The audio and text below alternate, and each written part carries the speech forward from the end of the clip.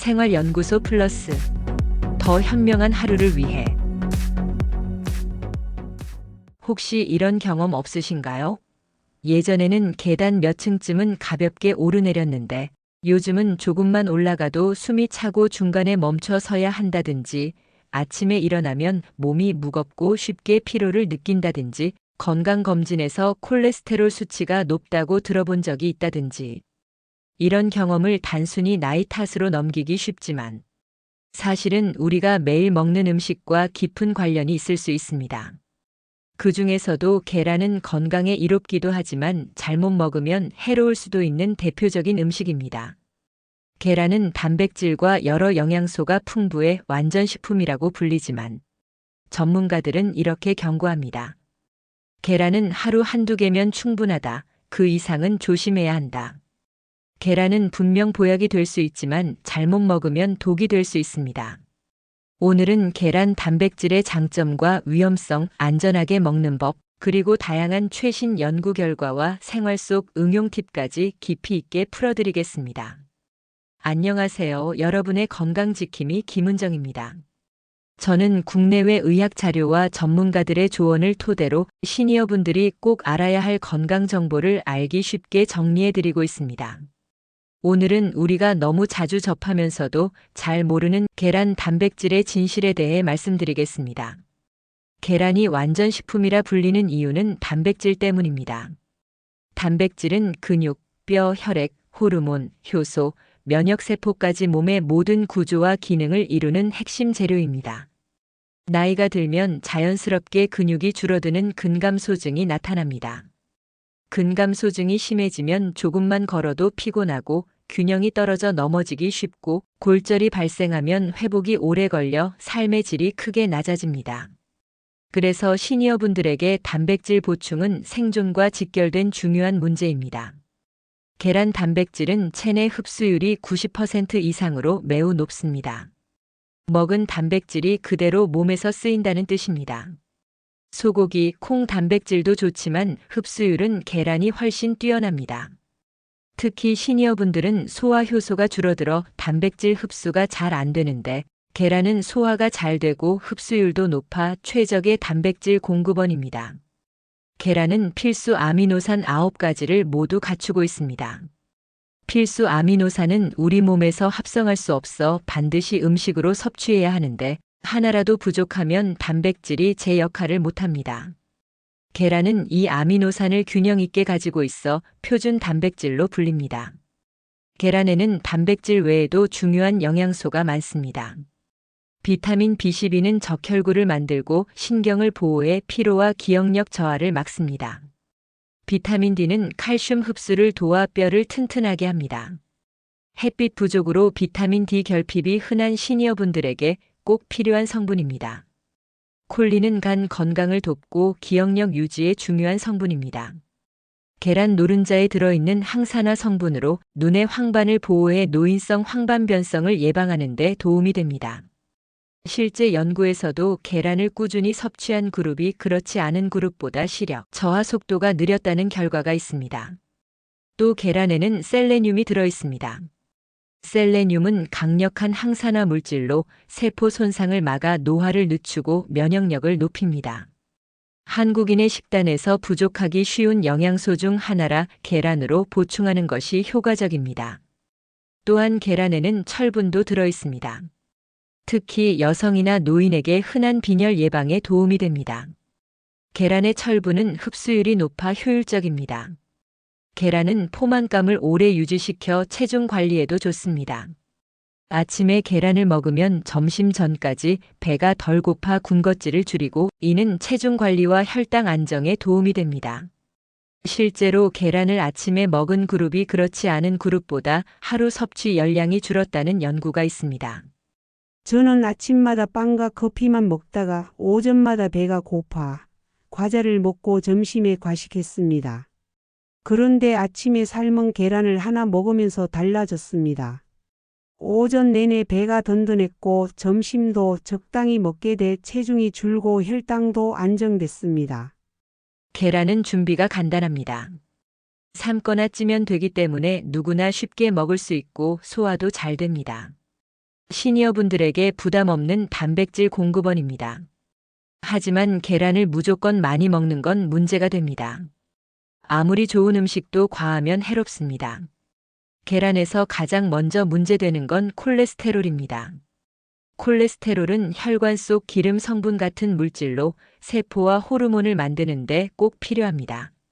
하지만 과하면 혈관 벽에 쌓여 혈관이 좁아지고 피가 원활히 흐르지 못해 심장병과 뇌졸중 같은 치명적인 질환으로 이어집니다. 계란 한 개에는 약 180에서 200mg의 콜레스테롤이 들어 있습니다. 성인의 하루 권장량은 약 300mg입니다. 계란 3개만 먹어도 이미 권장량을 초과합니다. 콜레스테롤에는 두 종류가 있습니다. LDL은 흔히 나쁜 콜레스테롤이라고 불리며 혈관 벽에 달라붙어 혈관을 좁히고 막히게 합니다. HDL은 좋은 콜레스테롤로 혈관 속 찌꺼기를 청소해 바깥으로 내보냅니다. 문제는 계란을 과하게 먹으면 LDL이 증가할 수 있다는 점입니다. 특히 고혈압, 당뇨, 비만, 지방간 같은 기저질환이 있는 분들은 계란의 콜레스테롤에 더 민감합니다.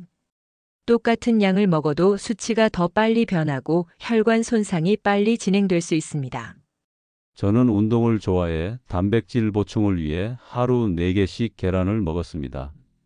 아침 2개, 점심 하나, 저녁 하나였죠. 처음엔 괜찮았는데 건강검진에서 LDL 콜레스테롤이 크게 올라갔습니다. 의사 선생님이 하루 2개로 줄이라고 하셔서 줄였더니 수치가 안정됐습니다. 조리법도 중요합니다. 삶거나 찌면 안전하지만 버터에 굽거나 기름을 많이 쓰면 포화 지방이 늘어나 콜레스테롤이 더 쉽게 오릅니다. 햄, 베이컨 같은 가공육과 함께 먹으면 나트륨과 포화 지방이 더해져 혈관 건강에 치명적입니다. 최근 연구에서는 계란 같은 동물성 식품을 과다 섭취하면 장내에서 TMAO라는 물질이 생길 수 있다고 보고했습니다. TMAO는 혈관 건강에 부정적인 영향을 줄 수 있습니다. 아직 모든 연구가 일치하지는 않지만 동물성 식품을 과다 섭취하지 말라는 권고는 공통적입니다. 계란을 과다 섭취하면 혈관뿐 아니라 소화에도 부담이 됩니다.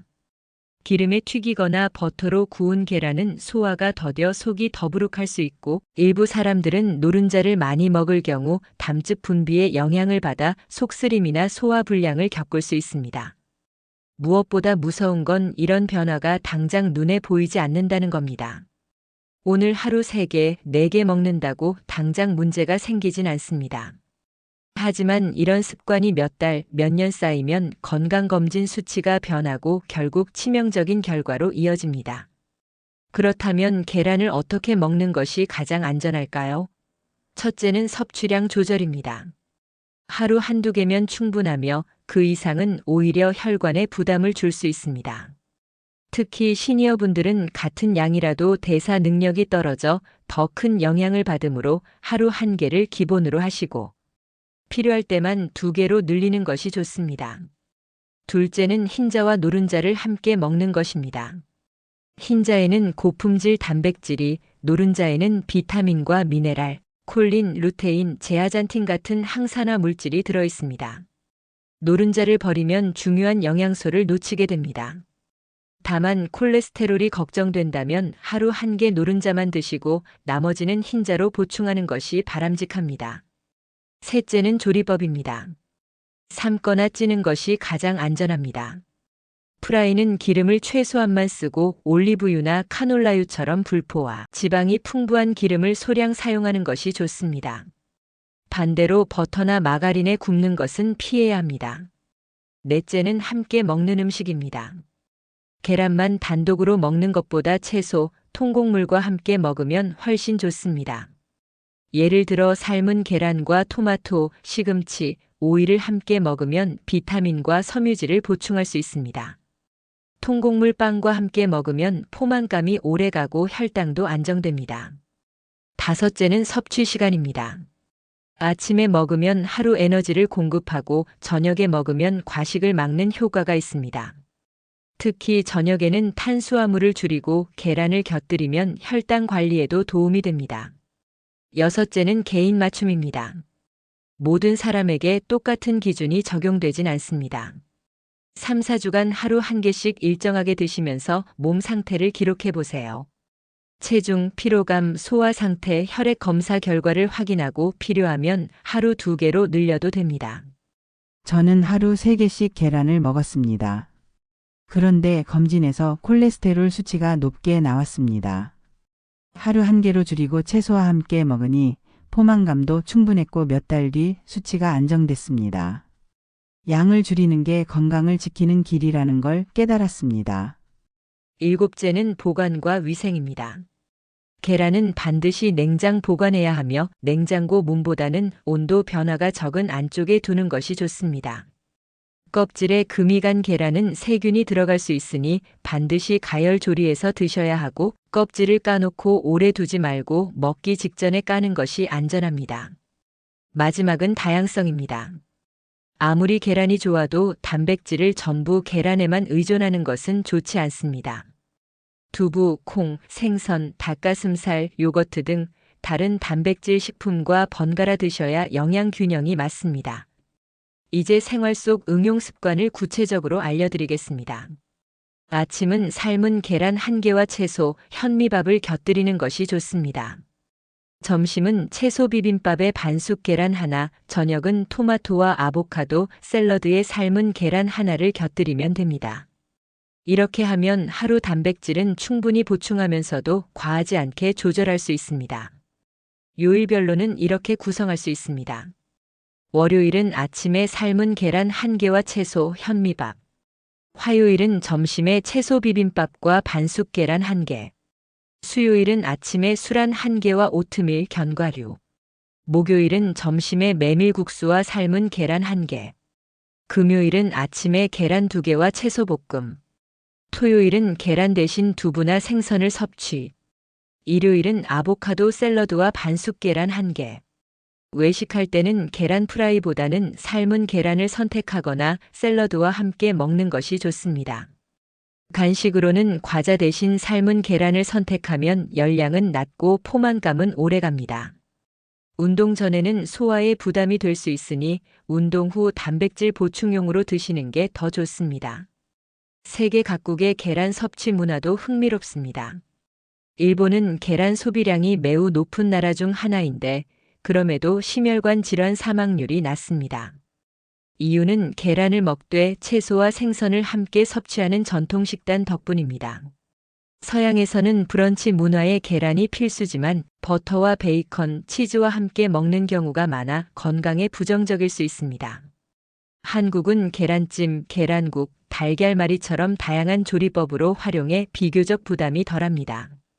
연구 결과도 다양합니다. 하버드대 연구에서는 계란을 하루 1개씩 먹는 것은 대체로 안전하다고 발표했습니다. 하지만 하루 2개 이상 꾸준히 먹으면 일부 그룹에서 심혈관 질환 위험이 올라갔습니다.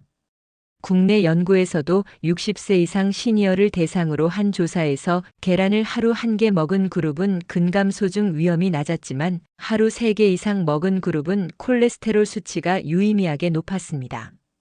계란의 품질 차이도 종종 논란이 됩니다. 노른자 색이 진하면 더 좋은 계란일까요? 사실 노른자 색은 닭이 먹은 사료 성분에 따라 달라집니다.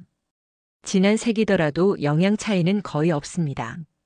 유정란과 무정란의 차이도 영양적으로는 거의 없습니다. 알레르기도 고려해야 합니다. 일부 사람들은 계란 흰자에 있는 알부민 단백질에 알레르기 반응을 보입니다. 특히 어린아이들에게 흔합니다. 시니어분들 중에도 계란 섭취 후 두드러기나 소화 불편을 느낀다면 알레르기를 의심해 봐야 합니다. 다이어트 할 때 계란은 어떻게 먹어야 할까요? 계란은 포만감을 오래 유지시키므로 다이어트 식단에 자주 포함됩니다. 다만 노른자를 무조건 버리는 것은 바람직하지 않습니다. 하루 1개 정도 노른자를 포함한 계란을 먹으면 다이어트에도 도움이 됩니다. 계란을 매일 먹는 것이 간에 해롭지 않느냐는 질문도 많습니다. 계란은 오히려 콜린 성분이 간 해독을 돕기 때문에 간 건강에 유익합니다. 다만 지방간이나 담낭 질환이 있는 분들은 양 조절이 필요합니다. 계란에 대해 잘못 알려진 오해들도 많습니다. 예를 들어 계란은 콜레스테롤이 많으니 절대 먹으면 안 된다라는 말은 과장된 부분이 있습니다. 계란은 분명 콜레스테롤을 함유하고 있지만 모든 사람이 똑같이 영향을 받는 것은 아닙니다. 건강한 사람이라면 하루 한 개 정도는 큰 문제가 없고 오히려 단백질과 다른 영양소 덕분에 이득이 될 수 있습니다. 다만 이미 고지혈증, 당뇨, 심혈관 질환이 있는 분들은 더욱 신중해야 합니다. 또 어떤 분들은 계란은 노른자가 해롭다라고 생각하지만 노른자에는 오히려 중요한 영양소가 많이 들어 있습니다. 비타민 A, D, E, K 같은 지용성 비타민, 루테인과 제아잔틴 같은 눈 건강 성분, 그리고 콜린이 모두 노른자에 들어 있습니다. 따라서 무조건 흰자만 먹는 것은 오히려 손해일 수 있습니다. 계란 껍질의 색깔 차이에 대해서도 궁금해 하시는 분들이 많습니다. 흰색 껍질과 갈색 껍질의 차이는 단순히 닭 품종 차이일 뿐 영양학적 차이는 거의 없습니다. 따라서 껍질 색으로 품질을 판단할 수는 없습니다. 요즘은 기능성 계란도 많습니다. 오메가3 강화 계란, 비타민 D 강화 계란 등이 있는데 이는 달걀 사료에 해당 성분을 추가해 생산한 것입니다. 이런 계란이 조금 더 도움이 될 수는 있지만 일반 계란과 큰 차이는 아닙니다. 균형 잡힌 식단이 더 중요합니다. 계란을 냉동 보관할 수 있을까요? 일반적으로 계란은 껍질째 냉동 보관하는 것은 좋지 않습니다. 껍질이 깨지면서 세균 오염 위험이 커집니다. 대신 계란을 풀어서 용기에 담아 냉동하면 가능합니다. 다만 맛과 질감은 달라질 수 있으니 가급적 신선한 상태에서 드시는 게 좋습니다. 계란 요리법도 다양합니다. 계란찜, 계란국, 달걀말이, 오믈렛, 스크램블, 술안 등. 이 중에서도 가장 건강한 방식은 삶기와 찌기입니다. 기름을 최소화하기 때문입니다. 반대로 버터에 굽거나 튀기는 방식은 건강에 부담이 될 수 있습니다. 계란은 단순히 반찬 그 이상의 의미가 있습니다. 시니어분들에게는 단백질 공급원이자 기억력과 면역력 유지에 꼭 필요한 식품입니다. 치매 예방에 도움을 줄 수 있는 콜린, 눈 건강을 지키는 루테인과 제아잔틴, 뼈를 튼튼하게 하는 비타민 D 등은 모두 계란에서 얻을 수 있습니다. 저는 예전에는 아침을 잘 챙겨 먹지 않았습니다. 그러다 보니 오전 내내 피곤하고 집중이 잘 안 됐습니다. 그런데 아침에 삶은 계란을 하나 먹기 시작한 뒤로는 오전이 훨씬 덜 힘들었습니다. 회사 동료들도 제가 예전보다 활기차 보인다고 했습니다. 작은 습관 하나가 이렇게 큰 차이를 만든다는 걸 느꼈습니다. 저는 다이어트를 하면서 계란을 활용했습니다. 아침에 계란을 먹으면 점심 전까지 배가 고프지 않았고 저녁에도 과식하지 않게 됐습니다. 무엇보다 피부가 좋아지고 머리카락이 덜 빠지는 걸 느꼈습니다. 단백질이 이렇게 중요한 줄 몰랐습니다. 계란은 경제성도 높은 식품입니다. 다른 단백질 식품에 비해 가격이 저렴하고 어디서나 쉽게 구할 수 있습니다. 그래서 꾸준히 먹기에 부담이 적습니다. 하지만 강조드리고 싶은 건 적당히입니다. 계란이 아무리 좋아도 하루 3개 이상 장기간 먹는 것은 해로울 수 있습니다. 특히 이미 혈관에 문제가 있거나 콜레스테롤 수치가 높은 분들은 꼭 양을 조절해야 합니다.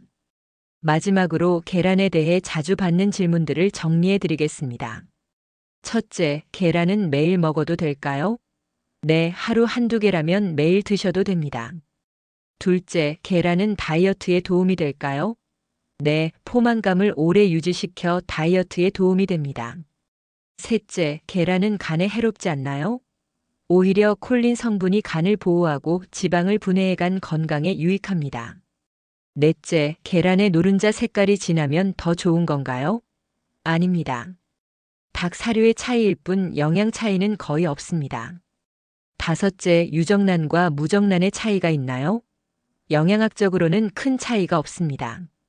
오늘 내용을 정리해 보겠습니다. 계란은 단백질과 다양한 영양소가 풍부한 완전식품이지만 많이 먹는다고 무조건 좋은 것은 아닙니다. 하루 한두 개 삶거나 찌는 방식으로 조리에 채소와 함께 드시는 것이 가장 안전합니다. 계란은 잘 먹으면 보약이지만 잘못 먹으면 독이 될 수 있다는 사실을 꼭 기억하시기 바랍니다. 마지막으로 여러분께 질문을 드립니다. 여러분은 계란을 하루에 몇 개나 드시고 계신가요? 오늘 말씀드린 내용을 들으시고 습관을 조금 바꿔야겠다고 생각되시나요? 아니면 지금 방식이 괜찮다고 느껴지시나요? 계란을 주로 어떤 방식으로 요리해 드시나요? 삶아서 구워서 아니면 국이나 찜으로? 여러분의 경험을 댓글에 남겨주시면 많은 분들이 참고하시고 도움을 받을 수 있을 것입니다. 영상이 도움이 되셨다면 구독과 좋아요, 알림 설정 부탁드리며 다음에도 건강한 정보로 찾아뵙겠습니다. 시청해주셔서 감사합니다. 오늘도 건강하세요.